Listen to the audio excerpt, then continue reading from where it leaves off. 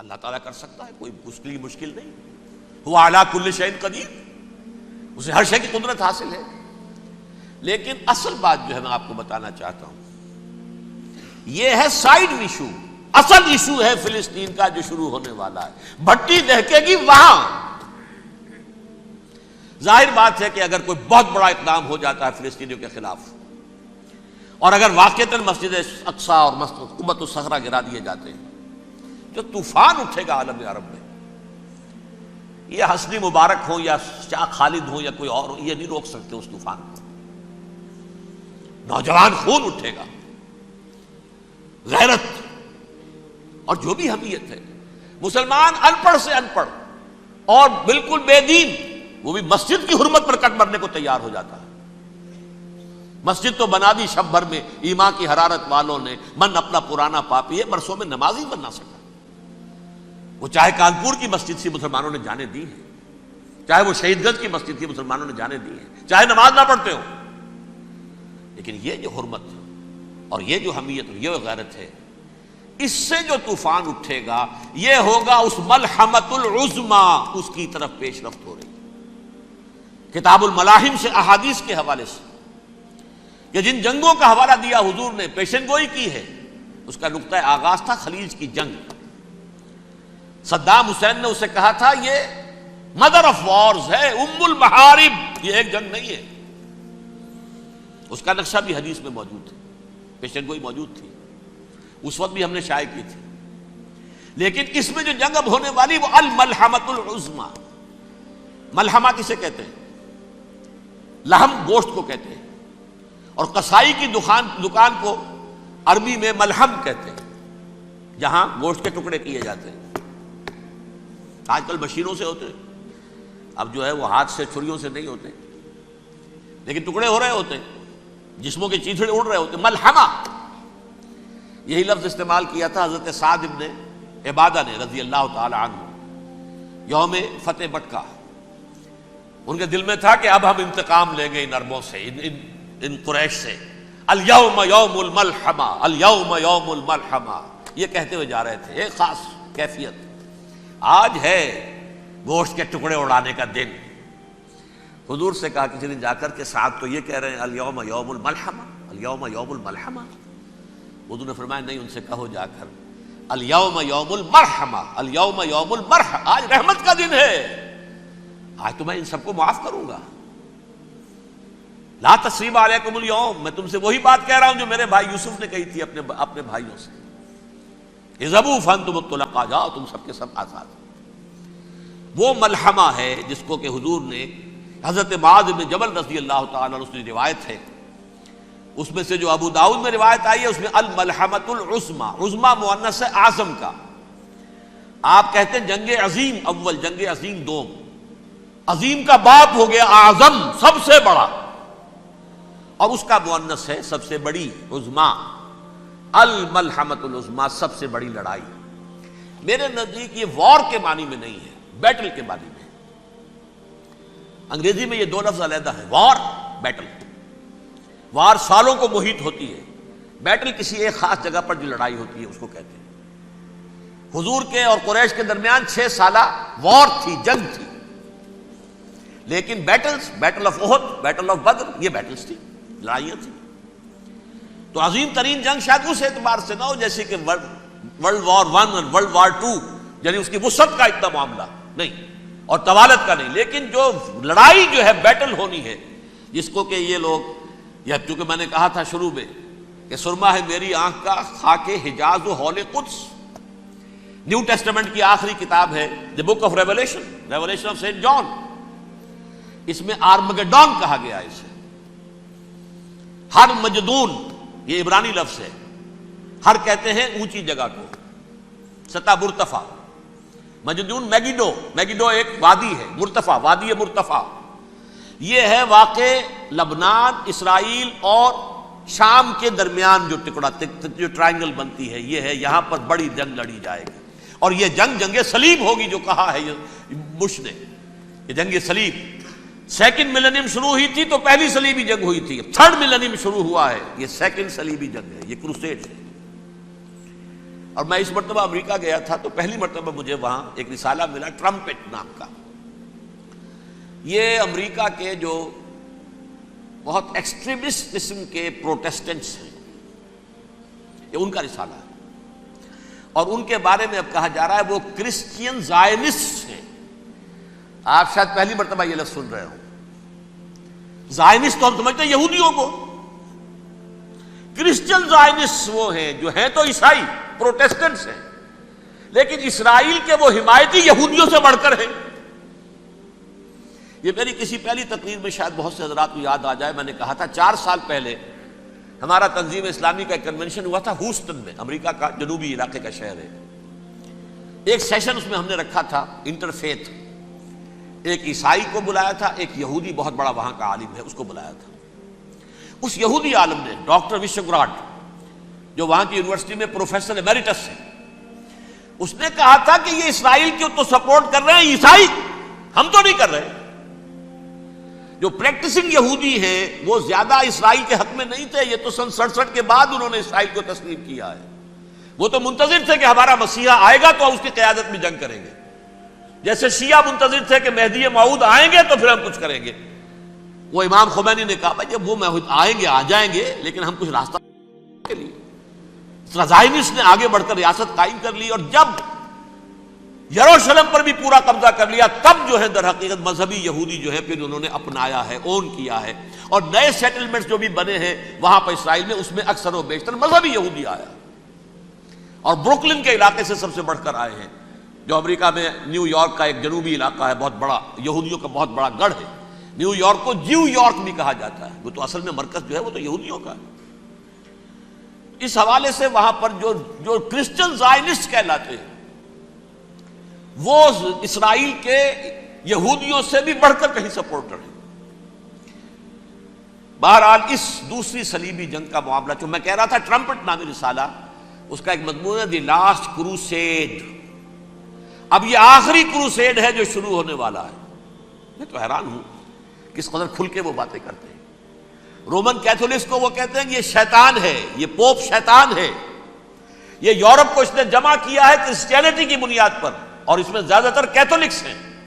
آپ کو معلوم ہے برطانیہ بڑی مشکل سے شامل ہوا ان کے ساتھ، اس لیے کہ وہ پروٹیسٹنٹس کا سردار تھا، ابھی پوری طرح نہیں ہے. یورپ جو ہے وہ رومن امپائر دوبارہ یہ کھڑی کر رہا ہے، اور در حقیقت یہ جو ہے یہودیوں سے بھی چھیننا چاہتے ہیں اسرائیل کو اور فلسطین کو، اور مسلمانوں سے بھی، اور یہ وہی کروسیڈ جو تھے اربن ثانی کے اس کی تیاری کر رہے ہیں تاکہ وہاں پر عیسائی حکومت قائم ہو جائے، کیتھولکس کی، پوپ کی حکومت قائم ہو جائے، جیسے ایسٹ تیمور میں کر دی ہے. ایسٹ تیمور میں کون سی حکومت بنی ہے؟ Roman Catholic. رومن کیتھولک اسرائیل میں بنے تاکہ یہ سارے مقامات مقدسہ جہاں اسرائیل پیدا ہوئے، حضرت مسیح پیدا ہوا، بیت الحم کہاں ہے؟ وہی ہے کہ نہیں؟ جہاں سے ریزریکشن ہوا ان کے خیال میں وہ کہاں ہے؟ وہیں پر ہے کہ نہیں؟ بڑے بڑے گرجے ان کے وہی ہیں. تو اس اعتبار سے ان کا کہنا یہ ہے یہ لاسٹ کروسیڈ کی تیاری ہو رہی ہے، یہ کیفور.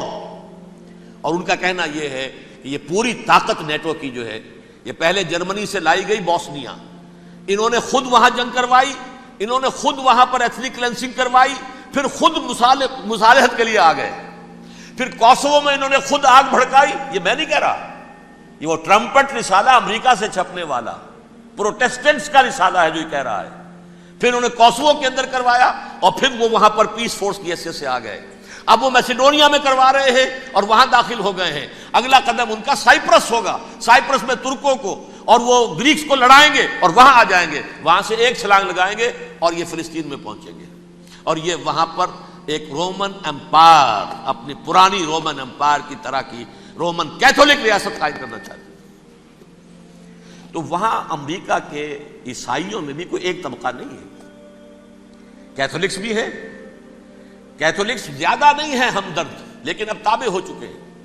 اسحاق ریبین نے جب یہ پیس ٹاک شروع ہوئی تھی، آپ کو یاد ہوگا شاید کہ جب وہ آیا تھا واشنگٹن سے واپس فلسطین اسرائیل، تو پہلے روم میں رکا for an audience with the pope, اور پوپ کو اس نے ایک مرتبان سا پیش کیا تھا، حضرت سلیمان علیہ السلام کے زمانے کا مرتبان، اور کہا تھا دیکھیے 3000 برس تک ہم نے اس کی حفاظت کی ہے، اب یہ میں آپ کے حوالے کر رہا ہوں. اس کے بعد سے پوپ جو ہے بالکل رام ہو گیا، اور وہ عیسائیوں کے ساتھ اور یہودیوں کے ساتھ ان کا پورا معاہدہ ہو۔ اب پورا عیسائی ورلڈ جو ہے بعثت مجموعی یہودیوں کے شکنجے میں ہے۔ البتہ ان کے اندر بھی جھگڑے ہیں، جو وہاں پر وائٹ کرسچن ملیشیاز ہیں وہ ایکسٹریمسٹ ہیں کیتھولکس، ان کے نزدیک دشمن نمبر 1 یہودی، دشمن نمبر 2 مسلمان، دشمن نمبر 3 جو یورپ میں کالے ہیں، ایفرو امریکن، چاہے وہ عیسائی ہو گئے ہوں، کوئی بھی ہو۔ یہ 3 دشمن ہیں جن سے انہوں نے کلینز کرنا ہے، صاف کرنا ہے ان کے خیال کے مطابق امریکہ کی سوسائٹی کو۔ اولاً یہود، پھر مسلمان، اور پھر یہ جو کالے ہیں۔ لیکن دوسری طرف پروٹیسٹنٹس کے اندر ایکسٹریمسٹ وہ ہیں جنہیں کہا جا رہا ہے یہ کرسچین زائنسٹ ہیں، یہ اسرائیل سے بڑھ کر سپورٹرز ہیں۔ بہرحال یہ اب جنگ ہوگی، اس کا نتیجہ کیا نکلے گا یہ تو اللہ ہی جانتا ہے۔ اب میں آخری بات کی طرف آ رہا ہوں۔ آخری نتیجہ تو جو بھی کچھ اپس اینڈ ڈاؤنز آئیں گے، تلک الایام نداولھا بین الناس، آخری نتیجہ ڈراپ سین وہ یہ ہوگا کہ اللہ کے دین کا بول بالا ہوگا، اور پوری دنیا پر محمد کے لائے ہوئے دین صلی اللہ علیہ وسلم کی حکومت قائم ہوگی۔ وہ گویا قیامت کی تمہید ہوگی، اس کے بعد بس قیامت آئے گی، کیونکہ مقصد کائنات، تخلیق کائنات پورا ہو جائے گا۔ پوری مخلوقات کے اندر مقصد تخلیق، کلائمیکس آف کریشن محمد الرسول اللہ صلی اللہ علیہ وسلم، دین کی تکمیل محمد الرسول اللہ صلی اللہ علیہ وسلم۔ اور اس خلافت عرضی کے لیے جو حضرت آدم کو خلافت دی گئی تھی، جب اس میں وہ خلافت پوری دنیا پر قائم ہو جائے گی، اس کا مقصد پورا ہو جائے گا۔ And that will be the beginning of the end۔ اس کے بعد قیامت ہے۔ آخری نتیجہ تو یہ نکلنا ہے۔ اس سے پہلے سزائیں ہمیں بھی مل رہی ہیں، اور یہاں میں کانٹے کی بات جو چھوڑ گیا تھا اس وقت بیان کر دوں۔ اللہ نے اس مغضوب علیہم قوم کو، اس ملعون قوم کو کیوں اب تک چھوٹ دیے رکھی؟ میں بتا چکا ہوں یہ بڑے عذاب کے مستحق ہو چکے تھے حضرت عیسیٰ علیہ السلام کے زمانے میں، چھوٹ دی ہے ابھی تک ہے، بلکہ ایک مرتبہ ابھارا ہے۔ 1900 برس کے بعد ابھرے ہیں یہ، بالفور ڈیکلریشن 1917، سن 70 عیسوی کے بعد، تقریباً 1900 برس، 1850 برس تو ہے ہی کم سے کم۔ پھر creation of Israel 1948، 1967 extension of Israel, یروشلم پر قبضہ۔ یہ سارا جو ہے کیوں ہے؟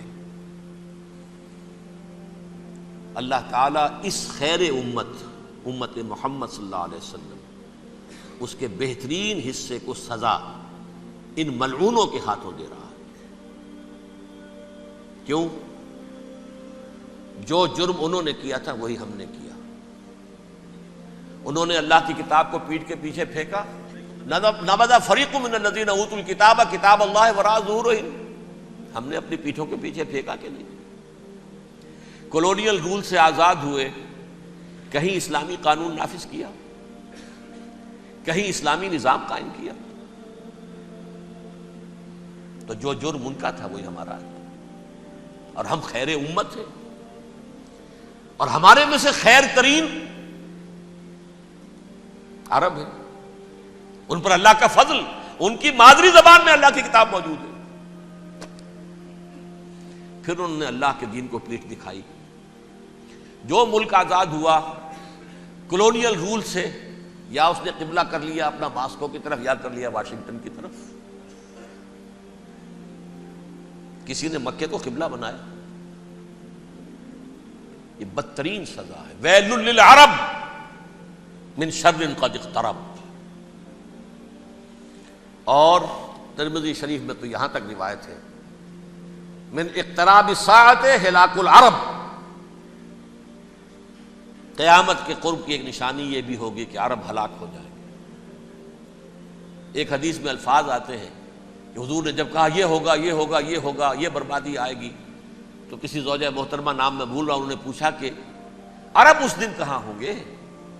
فرمایا العرب یومئذ قلیل، بہت کم۔